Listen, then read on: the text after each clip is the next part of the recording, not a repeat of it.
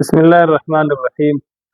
باغ کو کئی سال کے لیے ٹھیکہ پر اٹھانا، سیب کا باغ ہو، انگور کا باغ ہو، کسی اور فروٹ کا باغ ہو، تو شرعی طور پر باغ کو کئی سالوں کے لیے ٹھیکہ پر اٹھانا جائز نہیں ہے، کیونکہ اجارۃ الاشجار، درختوں کا اجارہ درست نہیں ہے، کیونکہ ہمارے علاقے میں اس کا رسم بھی زیادہ ہے اور لوگ اس میں مبتلا ہے۔ ابتلاء عام کی وجہ سے اس کا حل بھی بتایا جائے گا کہ اگر کوئی باغ کو کئی سالوں کے لیے اٹھانا چاہے تو جواز کی صورت یہ لکھا ہے حضرت فقہا رحمہ اللہ تعالیٰ نے کہ ان کو دو الگ الگ معاملات طے کرنا ہے۔ پہلا معاملہ ہے مساقات کا، یعنی درختوں کو مساقات پر لے لیے جائے۔ اس کا طریقہ یہ ہوگا کہ باغ کے جو پل ہیں، درختوں کے جو پل ہیں، فروٹ ہیں، ان میں مثلا ایک حصہ 1% باغ کے مالک کا ہو، 99% ٹھیکیدار کا ہو۔ جب باغ فروخت کریں گے، پھل مارکیٹ میں فروخت کریں گے تو جتنی بھی اس کی رقم ہوگی اس میں 1% مالک کا، 99% ٹھیکیدار کا ہو۔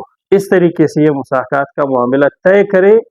اس کو مکمل کرنے کے بعد دوسرا معاملہ کرے اجارہ کا۔ اب زمین کو اجارہ پر لے لے، ٹھیکہ پر لے لے، اور اس کے لیے مثلا اس نے جو اجرت رکھی، اجازت ہے 10 لاکھ 20 لاکھ جو چاہے رکھ لے۔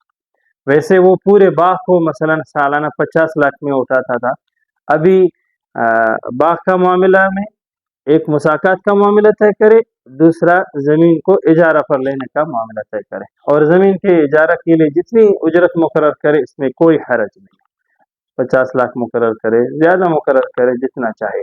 تو یہ دو الگ الگ معاملات طے کریں گے تو پھر یہ ٹھیکیداری درست ہوگی اور اس کی آمدنی بھی حلال ہوگی۔ ان کو ایک دوسرے کے ساتھ مشروط نہ کرے، پہلے مساقات کا معاملہ طے کرے کہ پل میں شراکت، اور دوسرے نمبر پر زمین ٹھیکہ پر لے لے۔ اس کے بعد ان کو اجازت ہے جب باغ بیچ دے تو وہ جو اس کی 1% حصہ ہے وہ فیصد اس پر بخش دے بھی ٹھیک ہے، نہ لے، اور صرف زمین کی جو اجارہ کی رقم ہے وہ لے لے، تب بھی جائز ہے، اس میں کوئی حرج نہیں ہے۔ اور اس طرح دو معاملات الگ الگ طے کرے تو یہ معاملہ پھر ٹھیک رہے گا اور ضرورت بھی پوری ہو جائے گی۔